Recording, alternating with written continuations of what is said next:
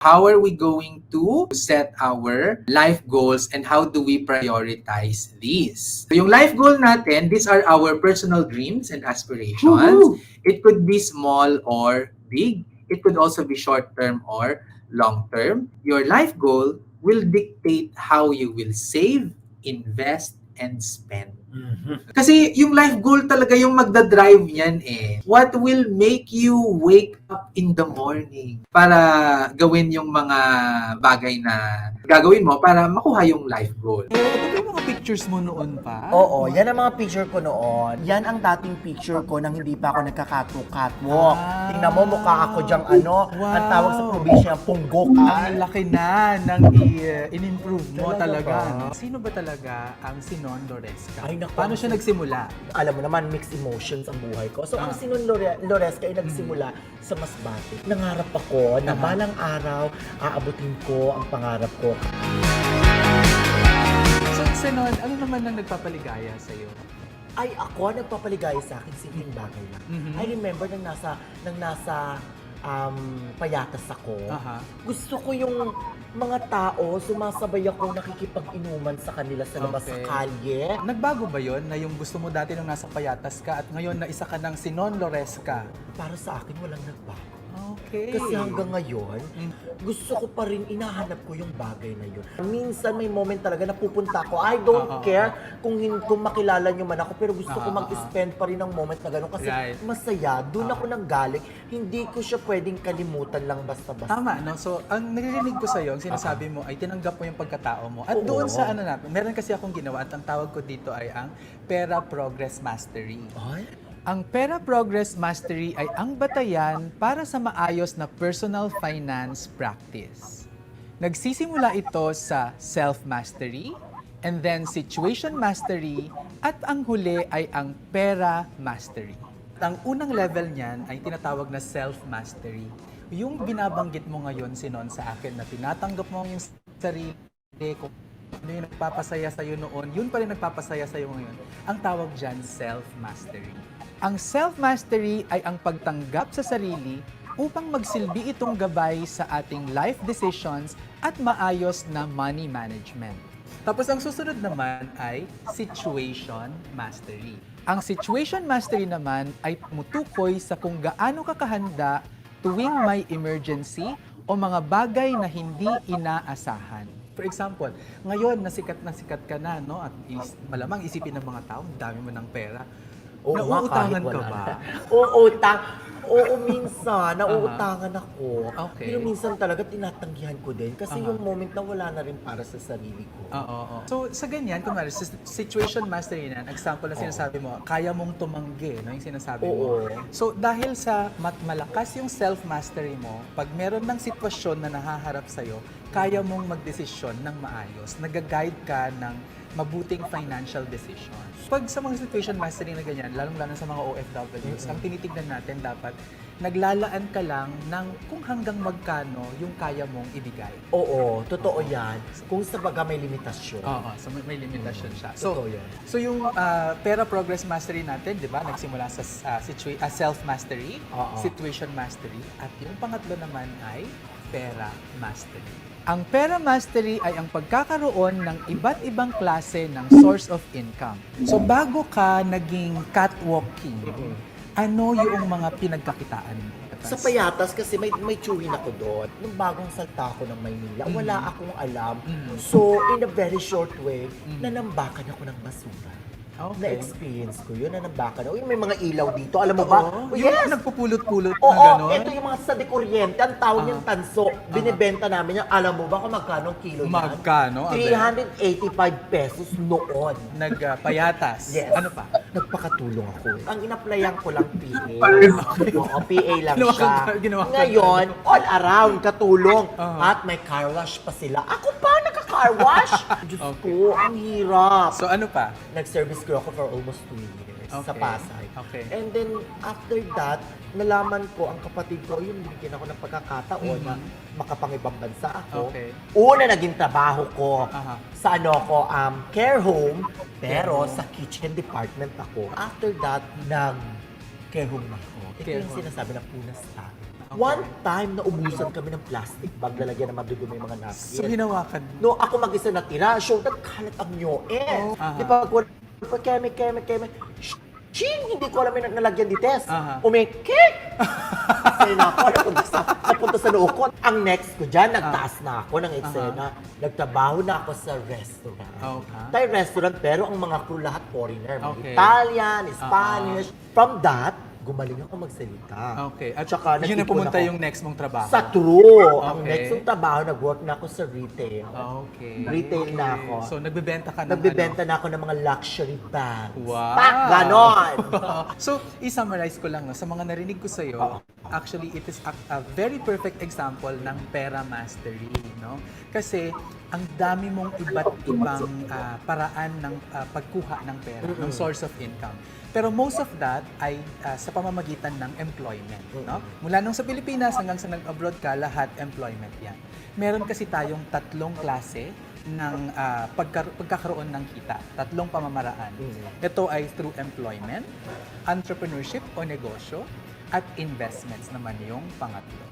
So ang kailangan mo pang dagdagan ay yung sa pagnenegosyo at sa pag-i-invest.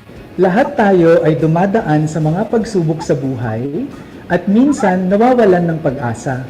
Ngunit kailangan nating magpakatatag at lumaban para malampasan ang bawat pagsubok ng ating buhay. Ako nga pala si Sinon Loresca. Ako naman si Sir Vince, nagsasabing ang pagyaman na pag-aaralan.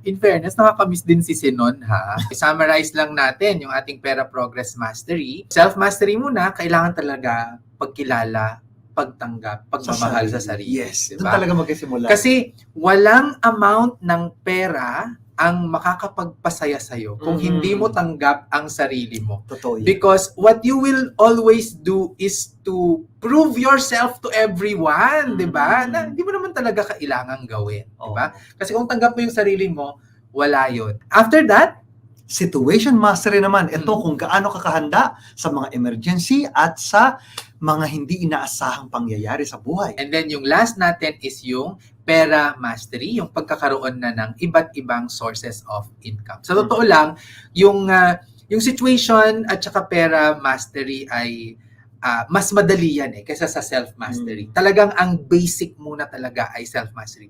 If you already have that self-mastery, mas madali mong magagawa yung situation at saka yung pera mastery. Set realistic expectations. Ganito po yung paggawa ng life goals natin. Ililist natin yung ating mga problema at yung mga kinakatakutan. Sir Edwin, ano ba yung mga pinoproblema mo o yung kinakatakutan mo? Ako alam yan na ang isa sa mga kinatatakutan ko talaga ay mawalan ng pera kapag matanda. Siya, actually hindi sa pagtanda, maski ngayon, sa totoo lang, meron siyang Feeling of insecurity. feeling of insecurity. Kayo ngayon, ganyan din, no? Ilista ninyo, ano ba yung mga pinoproblema ninyo sa buhay? Ano ba yung mga kinakatakutan ninyo? Natatakot ako na baka hindi graduate yung anak ko, baka mabuntis. Natatakot ako na bigla akong mamalimos. O kaya natatakot akong magutom. Natatakot akong magkasakit. O kaya natatakot kayong mamatay yung mahal nyo sa buhay or something. Kasama. After doing that, ang next naman natin na gagawin ay ibabaliktad nyo lang, ilalagay nyo lang as positive statement or positive equivalent yung problems or fears. So, ang sabi mo kanina ay natatakot kang mawalan ng pera ngayon at sa hinaharap. Paano mo ngayon yung gagawin na positive statement? Ano siya? Gusto kong magkaroon ng sapat na pera ngayon at sa hinaharap. So, yun yung positive equivalent niyan. At doon na natin actually mabubuo yung life goal. Pag titignan mo yan ay financial security now and In the future. during your retirement. Yes. So, ilalagay nyo lang yun. Lahat ng mga kinakatakutan ninyo, problema nyo, isulat nyo siya. Ilagay nyo yung positive statement niya. Doon sa positive statement, doon nyo na makikita ano ba yung mga life goals mo. Sinasagot niya yon. Ano ba yung nakakapagpasaya sa'yo? So, kapag ba ikaw ay laging may pera ngayon at sa hinaharap, magiging masaya ka ba? I think so. Oo. Yes. Kasi panatag yung loob, ganun yung pakiramdam ni Edwin. Mm. Sa mga Pilipino, ang karaniwang mga life goals ay ito. Magkaroon ng Comfortable retirement. magkaroon ng Bahay. mapag-aral ang mga anak Magkaroon ng kapital para sa negosyo. at mabayaran ang mga utang. Mm. Kayo siguro iba, no? Or baka dalawa dyan, tapos Or baka may dagdag. may dagdag, or An may example, bawat. Sir Vince, ay makapagpakasal ng Engrande. Travel diba? around the world. Travel. Pero kailangan, ang mahalaga, kapag tinignan natin yung ating life goals, kapag nailista na natin siya, mapapangiti tayo. Mm-mm. Kaya kailangan natin talaga kilalanin at mahalin ang ating sarili. Kasi dyan talaga nag-uugat yung maayos na paghawak sa pera. Focus and think long term. So prioritize your goals. Pag sa pagpa-prioritize ng goals natin, si Warren Buffett meron lang siyang pinagawa yung mga not to-do list strategy. Paano yon ginagawa? Nalista na ninyo yung inyong mga life goals. Si Warren Buffett, ang sabi niya, yung top 1 dyan ay ang iyong goal talaga.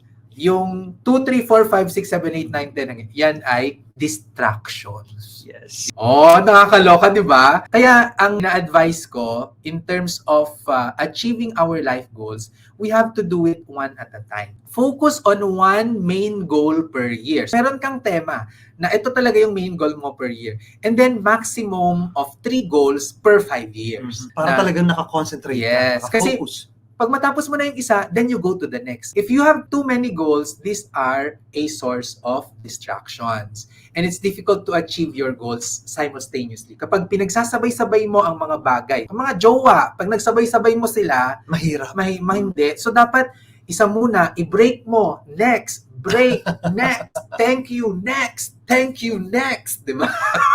Ganon. Dahil ang pinakamabilis na paraan ng pagyaman ay kung tayo ay magdadahan-dahan. And then if you intend to help, include this in your financial Yes. goals. Kailangan na idagdag natin yaan. Namin na nagbakasyon kami sa Hong Kong. Ang ganda! Oo. Mga pamangkin mo to? Oo, no? Mga pamangkin ko yan. No? 4 sila lahat.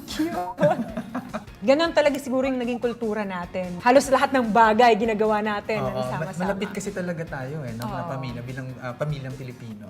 Pero minsan, pati yung gastusin ng pamilya. Oo, no? Kasi dahil masyado tayong closely knit, masyado Oo. tayong malapit sa isa't isa, Oo. pakiramdam natin, responsibilidad natin ang lahat. Tama. Hanggang saan ba dapat lang yung pagtulong sa pamilya?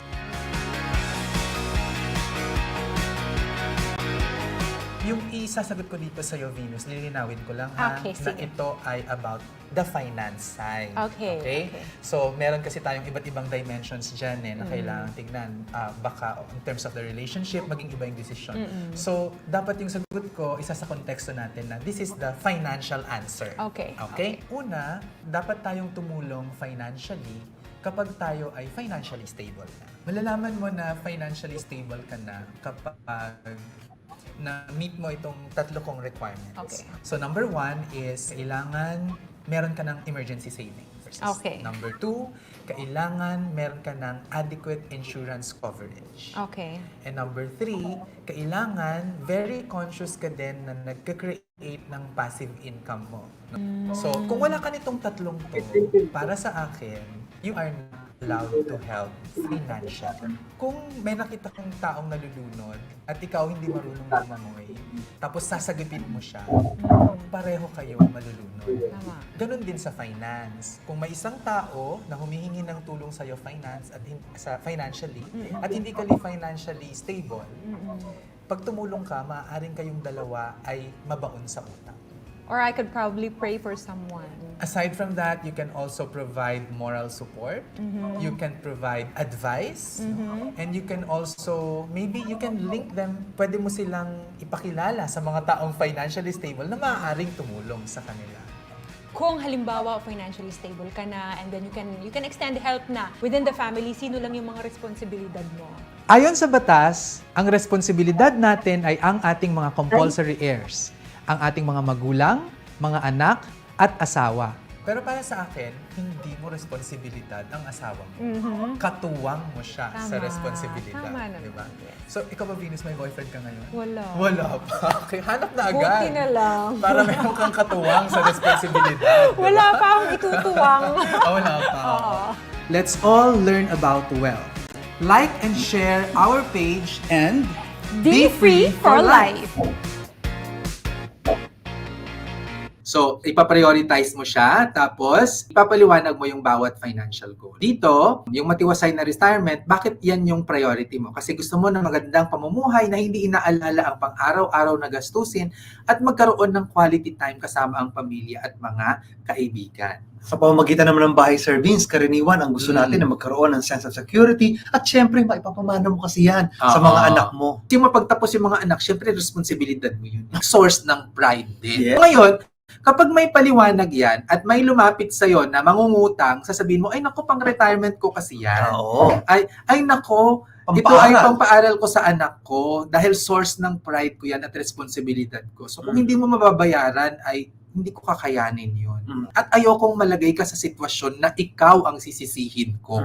Ganon! Di ba? Pag may financial plan talaga, madaling magpaliwanag. At saka, di ba pwede mo Ano? rin sabihin na hindi ko pwedeng isakripisyo ang pag-aaral ng anak ko para makatulong sa iyo. Yes, kasi hindi kita responsibilidad. Ang anak ko, responsibilidad Yes. ko. Money is not the goal, money is just a tool. Crafting your life goals, you have to set it, you have to prioritize, and then you have to communicate it to your family members. Yun talagang naintindihan ng ating katuwang sa buhay, like asawa, Mhm. maipaunawanan sa ating mga anak, at kung maaari, pati sa ating mga kamag-anakan, di ba? Sa ating mga magulang, mga kapatid, para maintindihan nila kung bakit tayo tumatanggi. For example, Yes. sa kanilang mga hiling sa atin. Oo.